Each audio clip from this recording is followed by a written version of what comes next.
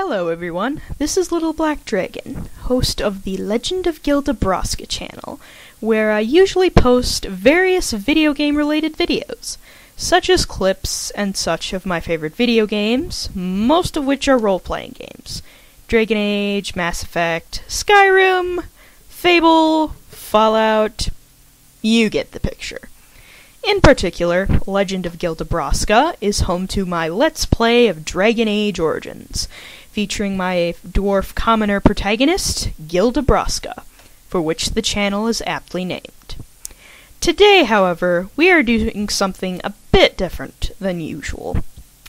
Many of you who know me are aware of this, but for those of you who don't know, I'm an avid writer and reader of fanfiction. Most people who've been around the internet know what fanfiction is. A story based on pre-existing worlds and characters, to put it simply. A lot of people have their own opinion on fanfiction and if and how to go about it. I personally enjoy it because it has been a major part of one of my other passions, which is storytelling. But enough about that. You're probably wondering what this is all about, and you've probably guessed by now that it's related to fanfiction. Yes. Yes, it is. Now, if this sort of thing doesn't interest you and you are just looking for my Let's Play or one of my other gaming videos, I have provided a link in the video description to my Let's Play.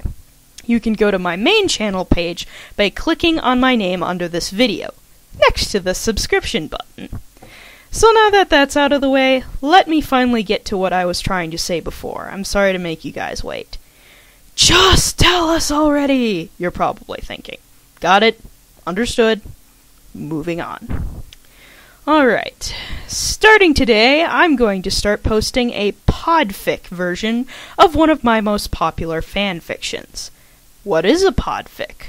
Well, the short version is, it's basically an audiobook version of a fanfiction. I'll be reading the story chapter by chapter until it coincides with the written version of the story, which is available on fanfiction.net, where I am known as Avatar of Bahamut, DeviantArt, and Archive of Our Own. I have also provided links for the story on these sites in the description as well. I am mainly doing this so I can make this fanfiction more widely available to people, and provided this is successful, it will be a different format for people to access it if they so choose. Also, I was kind of curious. I wanted to see what making a podfic was like and see what would happen. As a side note, when the podfic finally does catch up to the main version, the written version will be the one that takes priority as far as updates are concerned. I will try to make the updates as close together as possible, though, just for future reference. So, you have been waiting patiently, dear listener, and so I will now get to the next logical point, the fanfiction itself. It is called I Should Have Stayed in Bed, and it is a story I have written for the Assassin's Creed fandom, specifically Assassin's Creed 2 and possibly Brotherhood, depending on how far it gets eventually. Now, normally, a game like Assassin's Creed is not the type of thing that usually interests me. However, I am a fan of history, or rather, fictional history, or fiction that takes place in historical time periods. Anyway, even though I find some parts of the overarching plot of the series to be a bit convoluted at times, and stealth games are one of the genres I'm quite frankly worst at playing. Not the absolute worst, mind you. That belongs specifically to multiplayer-focused first-person shooters like Halo and Call of Duty. Sorry guys, I mean, they're fun to play, but I suck at them so bad. Anyway, I can't help but admire the stories of the individual assassins in Assassin's Creed. In particular, my favorite has to be far and away the story of Ezio Auditore da Firenze, the assassin from Renaissance Italy, who is the main focus of Assassin's Creed II, Assassin's Creed Brotherhood, and Assassin's Creed Revelations, as well as a part of the short films Assassin's Creed Lineage and Assassin's Creed Embers. I find his story to be, in my opinion, the most relatable, and the characters and his story the most interesting. With historical figures such as Leonardo da Vinci, the Borgia family, and Niccolò Machiavelli, I think those were actually really inspired choices as characters in the story, I think. And above all, I'll be honest, I absolutely love stuff that takes place in the Renaissance. Now, I will confess, colonial America and early 1930s are a close second for me. Gotta love it. Anyway, the story features an original character as a major part of the plot. It's not something for everyone. There are debates about whether they should be included in fanfiction or not, but for me, original characters have always been an integral part of my writing. It allows me to open up the existing world to new possibilities, as well as the ability to test archetypes and characters in pre-made settings that I might consider to use later for, perhaps, an original story. Anyway, the basic premise stems from a common thread in the Assassin's Creed fanfiction community. An original character from the 20th or 21st century, through some means, is transported to another time period where they must adapt to their new surroundings. This often includes not only a new time, but a new culture, a new language, and quite frankly, for some, an entirely new way of life. Like any common plot device, how the author handles it can determine the quality of a story. I have tried this plot device before in another fandom when I first started writing fanfiction over 6 years ago.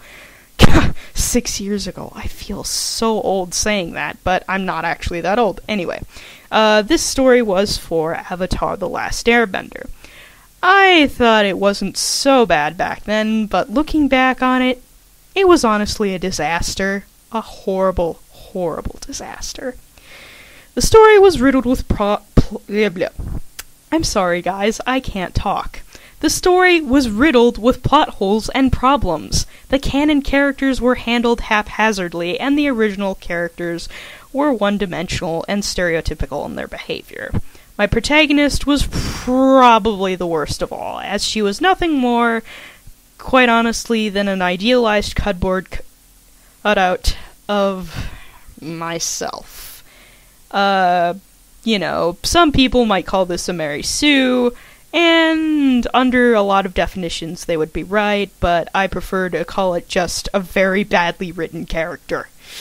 Granted, many authors start this way, and I don't necessarily blame them for it, but I didn't get the help that I needed at the time, and I faced a lot of harsh criticism for my inexperience. Anyway, it's been several years, and that story was taken down at least a few years ago. But I was looking at the Assassin's Creed fanfiction archive on fanfiction.net, and saw that stories about getting lost in another world and time were actually quite common. Some of them were terrible, sure, but when I saw what was available, I saw that there were a number of them that had good qualities, and even further still, some of them were actually good stories. Keep in mind, however, that good is subjective. We all have our opinions.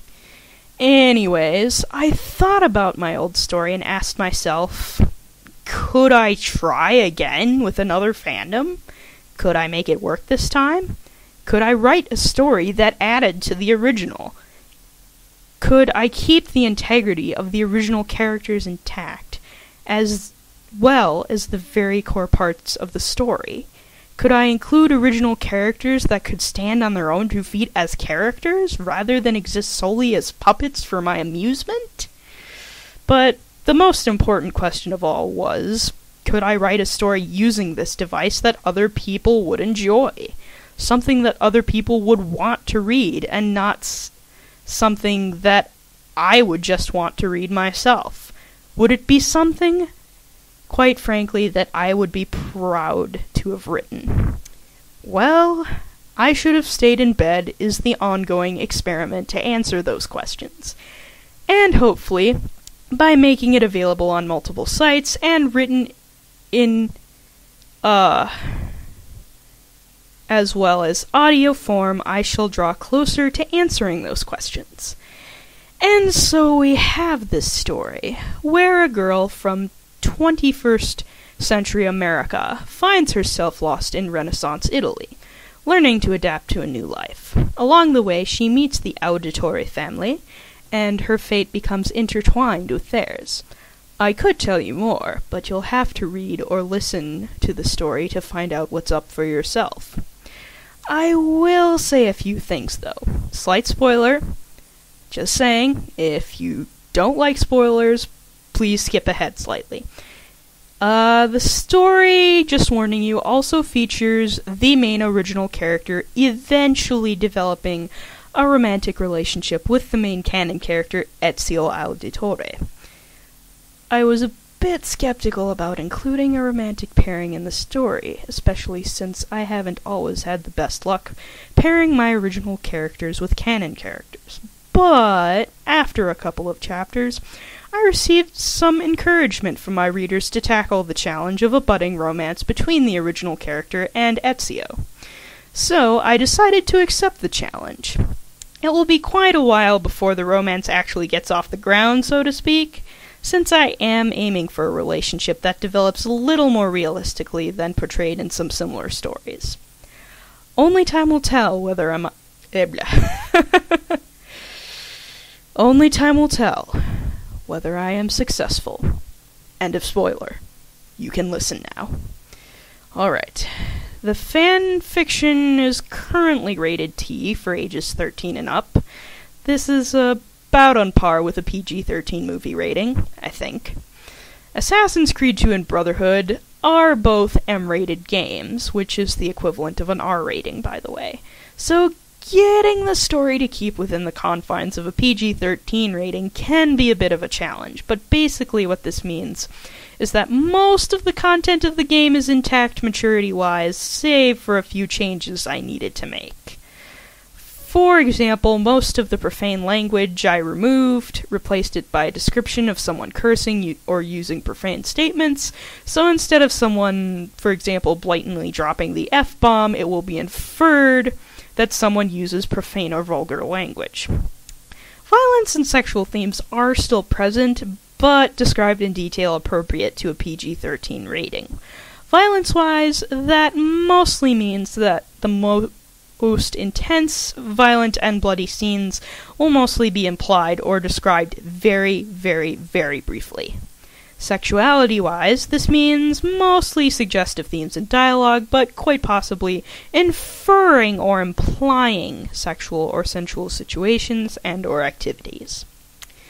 Alright, just another note, the written version also includes dialogue in Italian, but for the Podfic I have chosen not to include this to avoid butchering the pronunciation and possibly the Italian language as a whole, because of reasons. Finally, I will briefly talk about my main original character, or rather her name, as I am sure if you continue to listen and or read the story, you will come to learn about the character for yourself. I was unsure of how I wanted to pronounce her name, however, by majority vote from my readers, I have chosen to pronounce it as Seona. Technically, the correct pronunciation of the name is Shona or Shauna, since the name is Gaelic in origin. However, I wanted to touch base and see what people thought. Also, I confess I may have been pronouncing it a little differently from the correct pronunciation myself. Well, that's the gist of it. We will start with Chapter 1 in the next installment. Like, subscribe, comment, or favorite, whatever suits your fancy. If you're interested in Let's Plays or RPGs, be sure to check out my videos, such as Let's Play Dragon Age Origins, Let's Play Fable 2, and my clips from Knights of the Old Republic, Mass Effect, Fallout, and others. Thanks for listening, and see you next time.